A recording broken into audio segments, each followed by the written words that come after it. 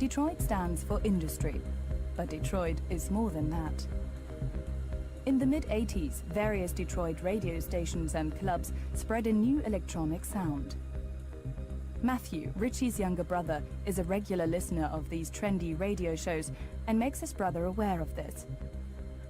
The show of Jeff Mills, aka The Wizard, fascinates the two especially. Jeff and those guys were playing a real mix. It was a perfect way to get someone like me deeper into, techno and house music, because they played a mix of early hip hop and alternative, industrial. They were playing Yellow, they were playing Front 242 and Nitzareb, all this stuff mixed together with Chicago acid house and Detroit techno. And maybe without that kind of connection to industrial, I wouldn't have been brought in. But that was kind of the doorway. That was kind of what sucked me in first. Inspired by these new musical developments in Detroit, his interest in electronic music grows. He buys his first records. It is in a teeny bar in Windsor called Hoppers that Richie organizes a party on which he takes his first steps in DJing. The club was completely dead all the time. They were like, okay, if you really think you can get your friends here, then you have a job.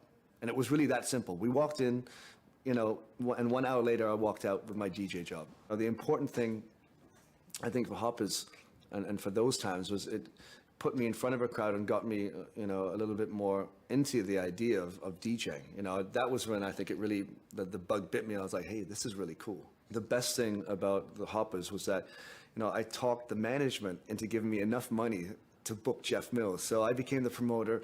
We talked to Jeff, we talked to his manager, and we actually brought Jeff over to Hoppers to play, maybe to like 100, 200 people. This was, for me, like an amazing moment, because I'd never met Jeff. We'd only heard these mixes for like a year or something. And to see him playing in front of us, we were just all in the booth just watching him. It's like, I don't know if he had any fun. I don't know if anyone was dancing. We were just like watching, and he was like playing so fast, throwing his records everywhere. And he was playing all the records that I had listened to for the last year. And he was like, choo, choo, choo. And we were sitting in the back helping him sort his records and just copying all the records' names down. And finally I was like, oh, that's what that is. And then went to the record store the next day. I need to buy these records. And it was unbelievable.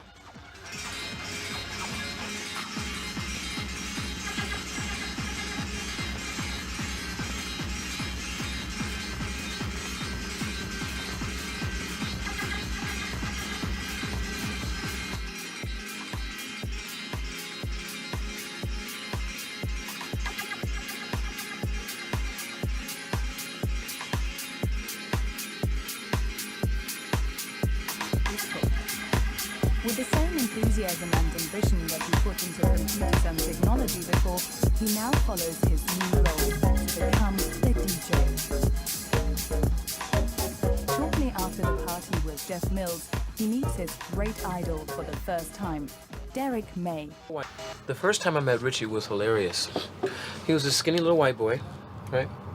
And I'm actually playing records at his university. More or less, I was doing an interview with the radio announcer, and this kid walks up to me like any other time when a kid walks up to me, right? But this kid was like really jumpy, kind of hyper. And he walks up to me and he says, wow, I always wanted to meet you. This whole thing. It was real cool, but at the same time, it wasn't just like a groupie or some sort of kid that just wanted an autograph. This is a kid who I sometimes feel people that really want to do it. I don't know if they'll make it. I don't know if they will do it. Really in reality, I don't ever maybe meet them again. But there was something really kind of like interesting about him at that time. It was just a one meet. It was really quick, but he really wanted to make a point that he wanted to be a DJ, and he was really serious about it.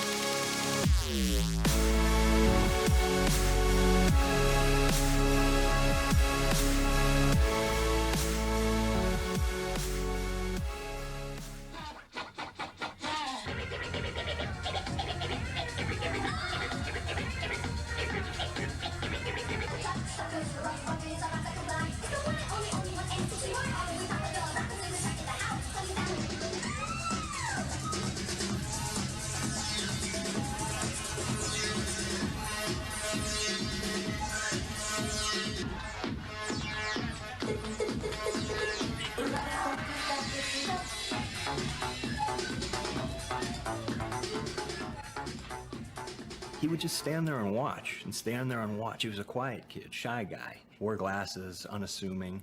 In fact, I'd go as far as saying a little bit nerdy.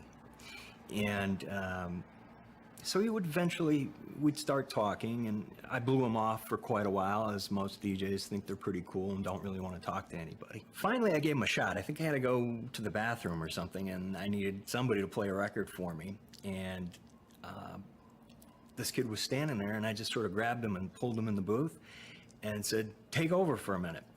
And that's really where it started, because that kid's name was Richie Hawtin.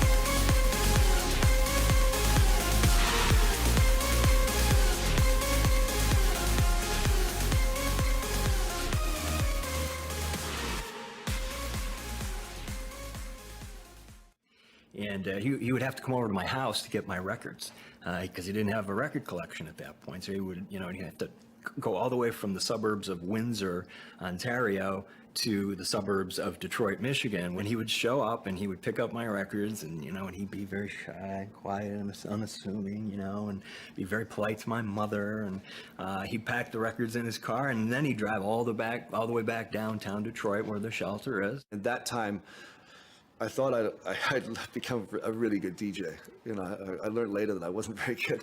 But so I definitely was confident when I started with Scott, but really, really, really nervous. My friends would come early, and they were like, "Oh, okay, play later. Let's hope Scott comes later. We want to dance. Let's more people come." Usually Scott would come just as the club was filling, and they'd be like, "Okay, thank you very much. Now it's my turn," and take all the glory, right? And sometimes he would come a little bit later, and that extra 20 minutes was like something really special.